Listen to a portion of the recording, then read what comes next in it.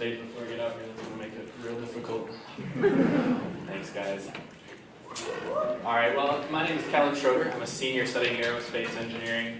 A good first question here is, what's this big robot that they brought out and what's it supposed to do? Well, this robot here was designed and built by our University of Alabama astrobotics team, and it's made to mine the surface of Mars. So a good next question is kind of, why does anyone want to mine the surface of Mars? And I guess the easy answer there is that because of this robot, the first trillionaire on Earth could be sitting in the audience right now. We'll talk a little bit more about that later. First, I'm going to tell you a little bit about myself and why people like me are drawn to the topic of space mining. So you can see trillions of weight. So the first important thing to know is that Michigan is a great state. It's my home state. It's a real beautiful place. It's not really so relevant to the robot, but I think it's important for you guys to know. So the first important piece of information is that people in this industry love exploring things. For me, it manifests itself in exploring places. For other people, it could be meeting new people or learning new things, but kind of that exploration is the heart of this industry. Here are a bunch of adventures that I've been on myself. I'll walk you through some of them. In the top left there, I met some students at UA, exchange students, and they hooked me up with an internship in Germany. While I was there, I posted on a skiing forum I was going to be there. Somebody said, take this train, meet me, I'll be here. Get in my car, we'll drive to the Alps, we'll climb this mountain here, and we'll ski on the glacier on the other side and camp. So I did, and I went and I got in their car. It was an awesome experience. So I guess the lesson there is to always get in strangers' cars, right? The top right picture there is actually a hike through the longest gorge in Europe. It's 16 miles in Crete, Greece. It was about 110 degrees when we set out that day, and I think we brought something like 2 Capri Sun pouches, so a little bit ill-advised there. Bottom left here, that's actually a cave that we found in a National Geographic magazine. It's in Alabama. We searched and searched, got the GPS coordinates. We went there, rappelled down into it, explored. It was an awesome trip. I highly recommend you guys check that out. Bottom right is some climbing and skiing in the Rockies.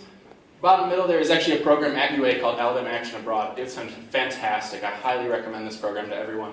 For 2 consecutive summers, myself and a bunch of other UA students went and we lived in the rainforest in between Costa Rica and Panama with a bunch of people at an indigenous reservation with the Bribri tribe, and it was just fantastic.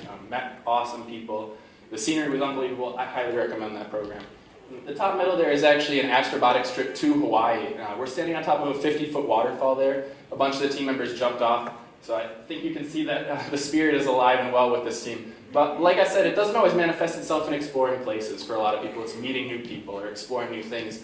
But for all of us, kind of the heart of that exploration is the ultimate exploration, space exploration. Space, it's the final frontier. It's cliche, maybe, but it's definitely true. And I think that once you get past pictures of Neil Armstrong planting the flag on the moon or what Elon Musk might tell you about Mars, you realize that it's robots that are the real explorers in space, not humans. You can see on the left there, or on your right side, that's a real classic picture of Surveyor 3 with Apollo 12 commander Pete Conrad. That's actually the first and only time that a human explorer has been able to link up with a robotic explorer on another world.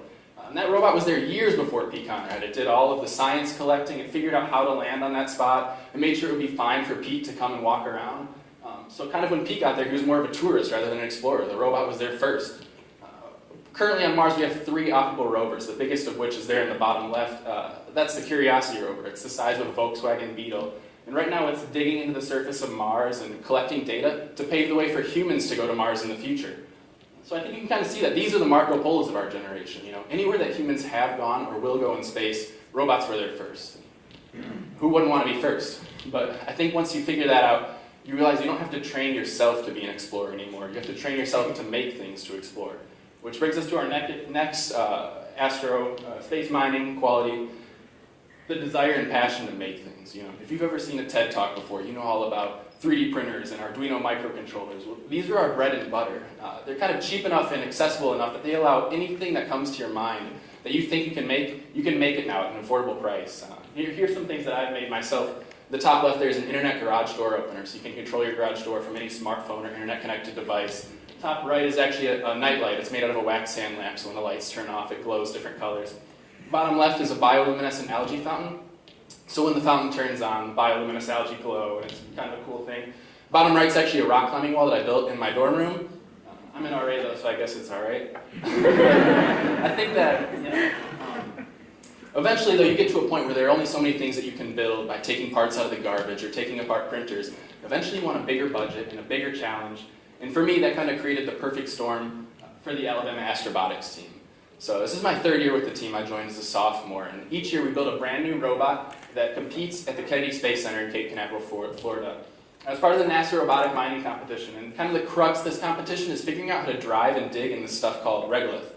It's in that pit right there. We drive in a BP-1 simulant, and it's just like the stuff that you find on the moon or on Mars, on asteroids. It's very powdery, kind of like driving in baby powder, but it's also very volatile, so you have to wear a full hazmat suit to go in there and work around. This is a difficult, real difficult thing to drive big, heavy robots through and to dig. It has a lot of engineering challenges.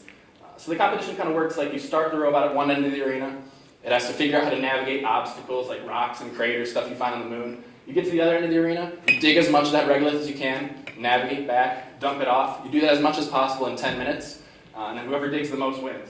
And because you're going into space, there are other important parts of the competition, like the mass of the robot or its level of autonomy. And we'll talk more about that in a little bit.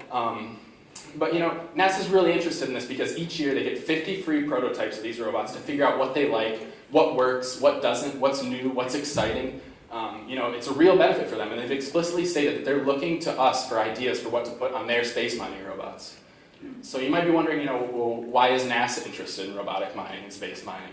And the answer there is water.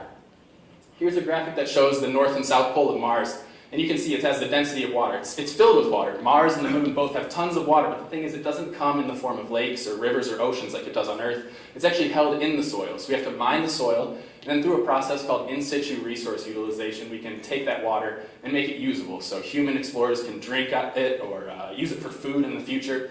And then we can take it apart and use it for fuel to power these space cities or explore deeper into the solar system. But the thing is that this isn't some futuristic technology. It's happening right now.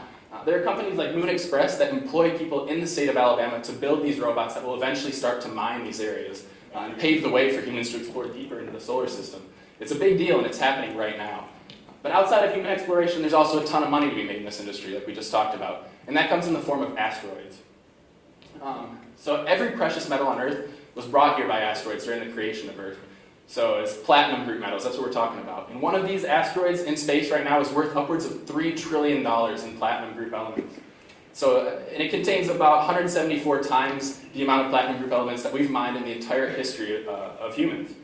And these elements are difficult to gain access to in today's political climate. They're a lot of times not in America, but they're the elements that we need to drive a green economy. So they power things like, or make up things like solar cells or hybrid cars, computers. We need access to these elements.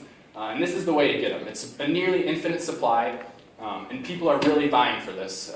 Organizations like Wall Street Journal and Forbes have predicted that the first trillionaire on Earth will make his money in asteroid mining. This also is something that's not far off. It's happening right now. There are companies like Seattle-based Planetary Resources that are sending hardware into space to identify these asteroids and develop the technologies to mine them and take the resources back to Earth so we can use them to develop this green economy and make that money. So you're probably wondering, how does Alabama fit into this? Why are we pioneering the path? The short answer is that we're really good at what we do. In fact, we're one of the best on Earth. This NASA robotic mining competition has been around 6 years, and over those 6 years, we've never finished lower than 5th place. In the past 4 years, we finished in the top 3 every single time. We're the only team that's been invited to Hawaii twice to drive on the hallowed grounds of robotics, of space robotics. It's on the side of the Mauna Kea volcano, and it's the most lunar-like place on Earth. It's absolutely amazing. You can see there's a picture of us at the top of the surface and the robot driving there. It was an unbelievable experience, and any robot that's gone into space and gone on these missions has driven there, and our robots have successfully driven there as well. They're ready to go to space. We're very successful, and a couple key features with the robot that make us so good, looking at it, one is our modular approach. So this is actually 2 robots in one right here, a digging robot and a driving robot, and they can be separated and operate completely adjacent to one another. And that's key for exploring space because it reduces the weight that you need to carry dramatically. So you can take one robot, take off the digging module, put on a reconnaissance module or a transportation module, anything that you want, but you can keep that driving robot the same so you don't have to keep taking different packages for it to drive. And if you're trying to get to space, keeping the weight down is key because it's so expensive to get stuff into outer space. So this is one thing that we're really good at and that you'll see on any robot that goes in to do this mining in the future will be modularity. It's a really key tactic. The other thing is that autonomy that we talked about earlier. And this is something that we're really good at. Basically what this means is that the smart guys on the team have gotten this robot to the point where you press one button and it can do the entire competition run all by itself. So it uses this laser scanner up in the top right corner, and it figures out where all those obstacles are, plans a path around them, figures out how to avoid them, goes and digs, comes back, dumps. It can do the entire cycle all by itself. And this is key because it means we can send up fleets of these robots to asteroids or to the moon, and they can do the entire mission all by themselves. You don't have to wait for a communications delay back to Earth or for human operators that need to go to sleep or take vacation breaks. These robots can constantly be producing an output, and it would just be key for this industry. NASA's pushing it so heavily, in fact, that over the 6 years that this competition has been around, 50 teams each year, each team gets 2 runs, and only 2 teams have completed this successfully. And ours is a more space-ready system, if you were wondering. And a lot of this success is due to our faculty advisor, one of the most prolific coaches in Alabama history, Dr. Ricks. We affectionately call him Rick Saban. But he's not the only parallel that we have to the football team here. In the 4 years that I've been at school here, our football team has won 2 national championships. Our astrobotics team has also won 2 national championships. And while these football players will go on to have professional football careers in the NFL, and that's a big sphere, that's a really cool thing, our astrobotics team members will go on to have professional careers in asteroid mining and fundamentally change the global economy and fundamentally change the world. And that's a really big sphere. Thank you.